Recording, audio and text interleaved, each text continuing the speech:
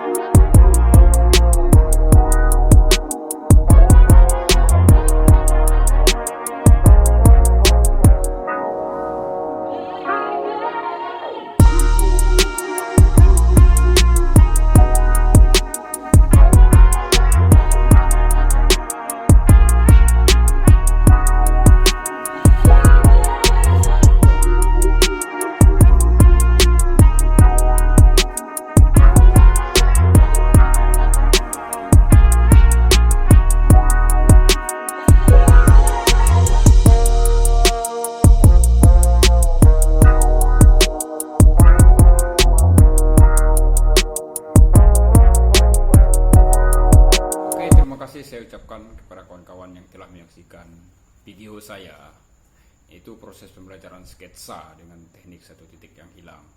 Mudah-mudahan bermanfaat bagi kita semua dan juga kawan-kawan bisa menerapkannya apa yang saya buat tadi. Jangan lupa saksikan video-video saya selanjutnya. Terima kasih. Assalamualaikum warahmatullahi wabarakatuh.